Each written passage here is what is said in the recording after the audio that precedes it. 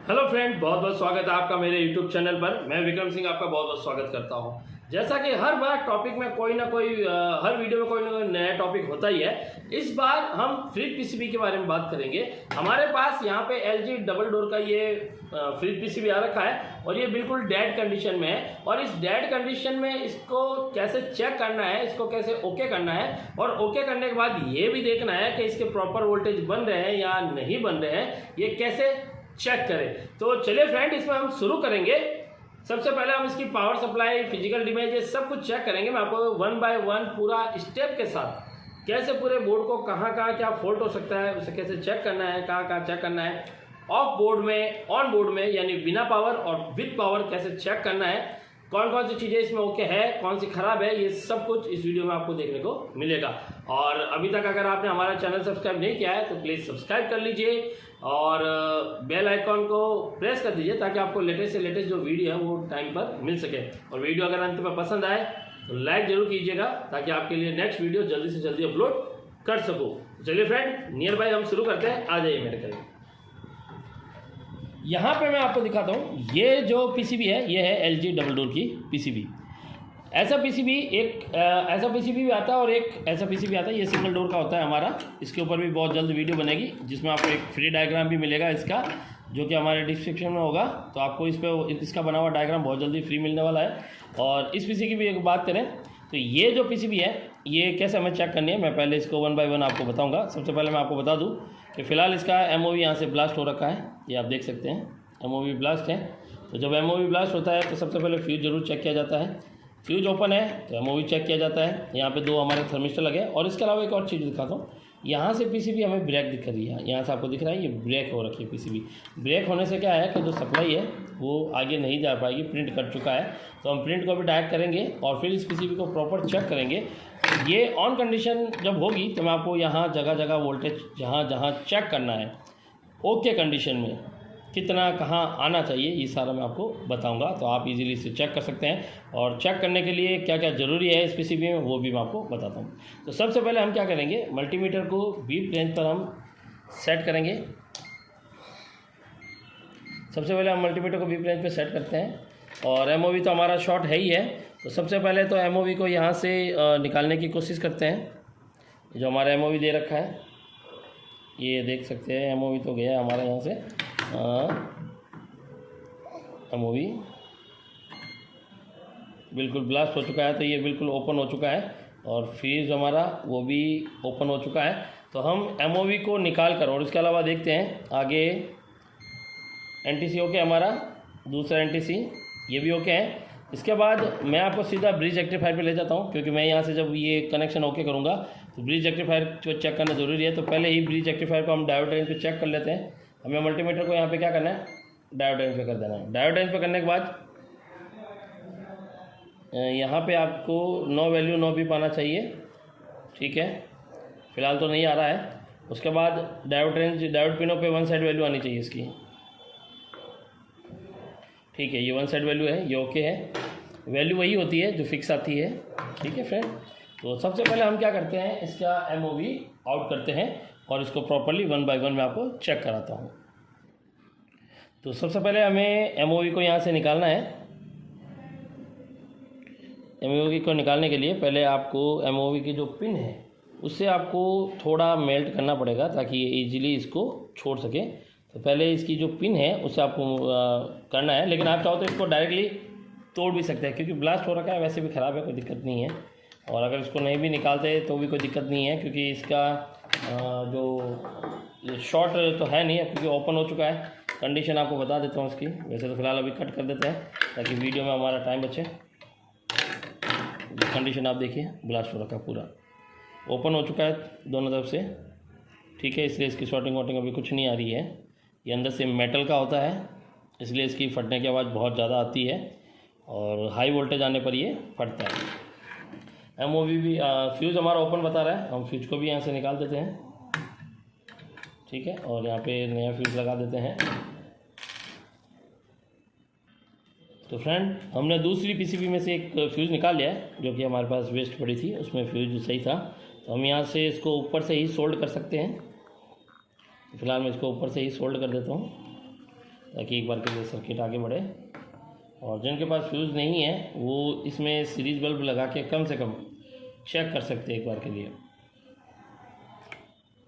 हमने इसको सोल्ड कर दिया है और यहाँ पे ये हमारा सर्किट फिलहाल चेक करने लायक हो गया है।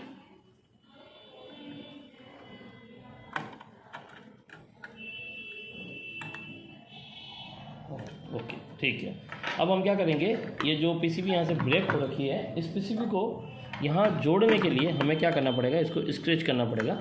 आपको ऐसे स्क्रैच करना है पीसीबी को, बिना जंपर लगाए आप इसको वैसे जो आयरन है उससे जोड़ सकते हैं बिना वायर के। आप दोनों तरफ से ऐसे पीसीबी स्क्रैच करनी पड़ती है।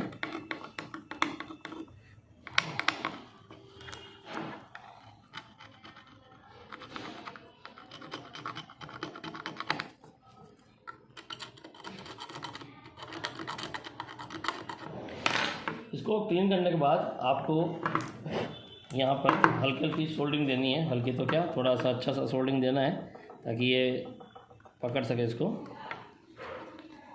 और उसके बाद इन दोनों को मिला देना। इधर का पॉइंट आपने मिला दिया है, इधर का भी पॉइंट मिला देते हैं। वैसे पीसीबी ब्रेक आती नहीं है, लेकिन फ़िलहाल जो लेके आए हैं किसी सामान के साथ आई है उनकी, तो ये ब्रेक हो चुकी है यहाँ से, क्योंकि कोरियर होके आई है हमारे पास ये।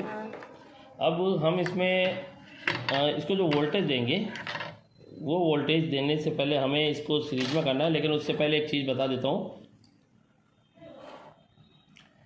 यहाँ इस पीसीबी बोर्ड में सप्लाई देने से पहले हमें इसके अंदर ओएलपी लगाना पड़ेगा। लेकिन ओएलपी अगर आपके पास नहीं है तब आपको क्या करना है, इन दोनों पॉइंट को आपस में शॉर्ट कर देना है।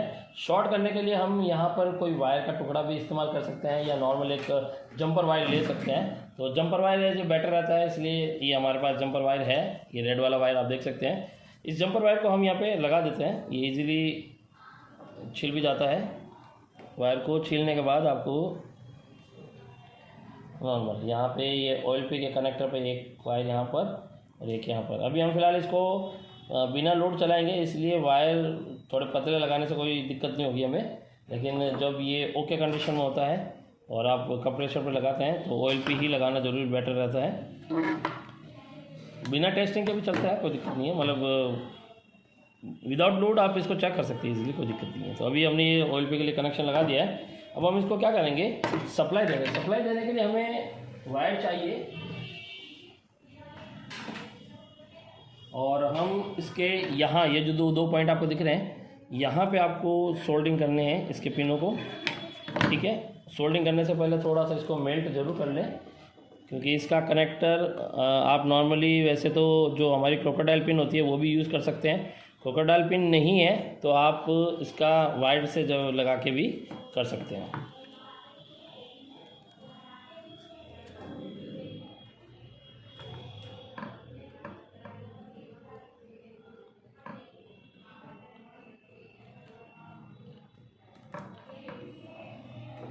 जब हमने इसको जोड़ दिया है, और हमेशा ध्यान रखिएगा पीसीबी को टेस्ट करते टाइम आप सीरीज बल्ब का करें इस्तेमाल।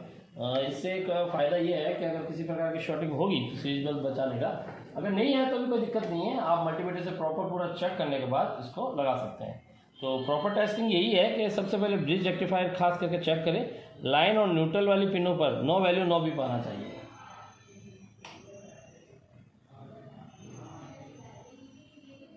ठीक है, अब आप यहाँ पर मैं आपको दिखाता हूँ, यहाँ पर लाइट एक बार ब्लिंक हुई, ये देख सकते हैं, ये देखिए पावर आने लग गया, यानी पीसीबी में पावर ऑन हो चुका है। और यहाँ पे वन टाइम ब्लिंक जो आ रहा है ये सेंसर की वजह से है, क्योंकि हमने सेंसर यहाँ पे नहीं लगाया है, क्योंकि ये सेंसर लगाने पड़ेंगे। सेंसर लगाने इधर सेंसर हमें लगाने पड़ेंगे। सेंसर लगाने के बाद एरर वेरर कुछ भी नहीं आएगा, और उसके बाद हम इस पर कंप्रेसर भी लगाकर चेक कर सकते हैं।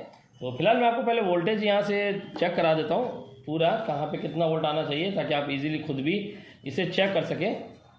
आपको मल्टीमीटर को डीसी वोल्ट पे कर देना है, मल्टीमीटर को डीसी वोल्ट पे कर देना है। सबसे पहले बात, आपको ब्रिज रेक्टिफायर पे वोल्टेज चेक करना है। तो ब्रिज रेक्टिफायर पे आपका जो वोल्टेज आएगा, ब्रिज रेक्टिफायर पे यहाँ चेक करने के बाद आपको जो वोल्टेज चेक करना है, ब्रिज रेक्टिफायर पे आपको जो वोल्टेज मिलेगा वो डीसी करीबन 257 के आसपास मिल रहा है। और कैपेसिटर पे अगर हम वोल्टेज चेक करेंगे तो कैपेसिटर पे सीरीज में भी कैपेसिटर आते हैं, फ्रिज में पैरेलल में भी आते हैं, तो इसका थोड़ा इफेक्ट रहता है। यहाँ पे 258 बता रहा है, वो इसलिए बता रहा है कम कि मैंने इसको सीरीज पे लगा रखा है, सीरीज बल्ब पे। अगर मैं इसको डायरेक्ट करूँगा तो ये डायरेक्ट पे वोल्टेज इसमें थोड़ा बढ़ जाएंगे। ठीक है, अभी हमने इसलिए लगा रखा है। ठीक है, अब हम इसको आगे और चेक करते हैं।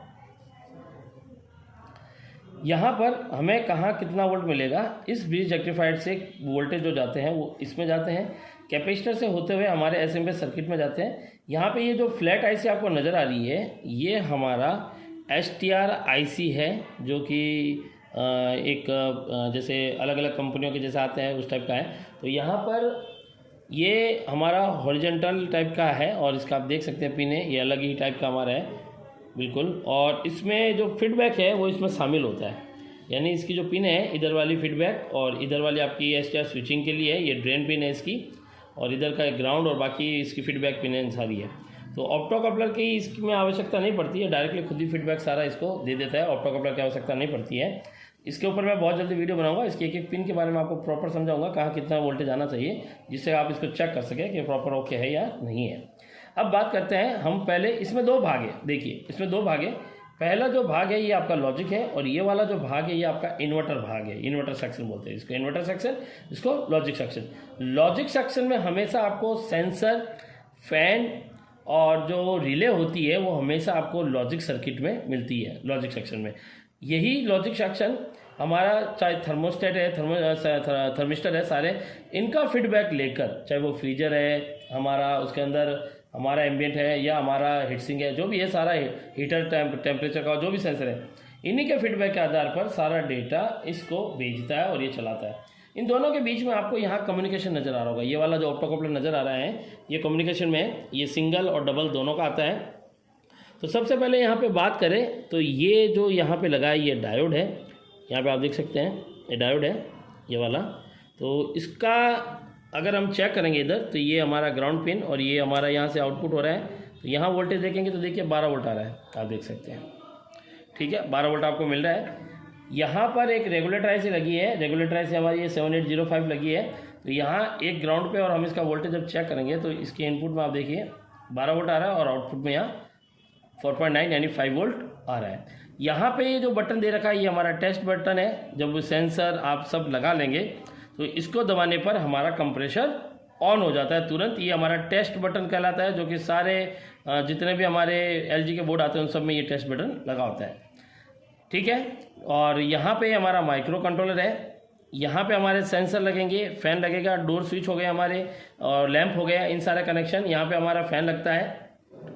ये एक प्रोग्रामिंग पोर्ट है, इसका ध्यान रखिएगा। यहाँ पे RX TX जो ये लिखा हुआ है ये माइक्रो कंट्रोलर का प्रोग्रामिंग पोर्ट है, जो कि हमारे यूज़ नहीं आता है, प्रोग्रामिंग पोर्ट के लिए दिया होता है।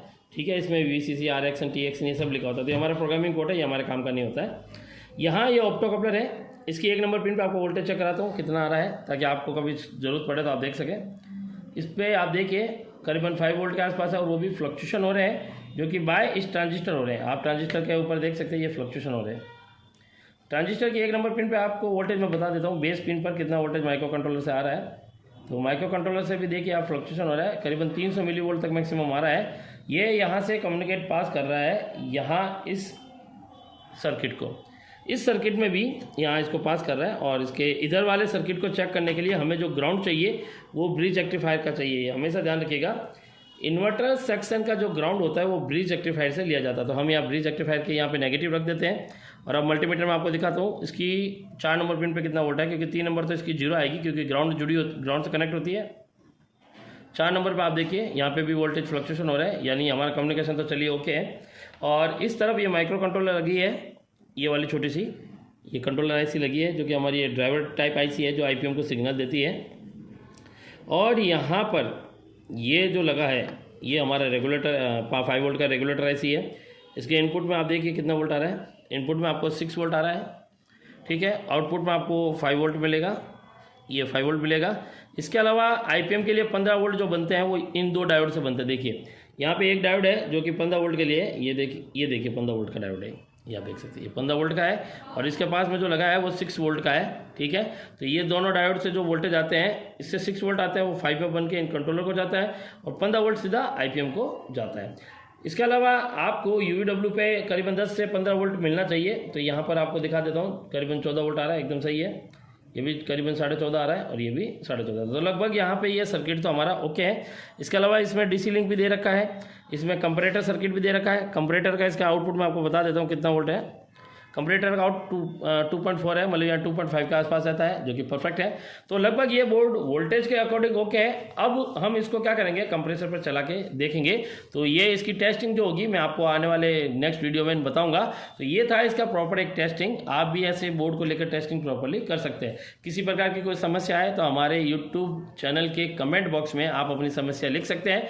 हम आपको मैसेज द्वारा, कमेंट द्वारा, या आप हमारे नंबर पे मैसेज या कॉल कर सकते हैं। हम आपको हेल्प ज़रूर करेंगे। ठीक है फ्रेंड, इस वीडियो में इतना ही। मिलता हूँ आपसे नेक्स्ट वीडियो में। अभी के लिए धन्यवाद।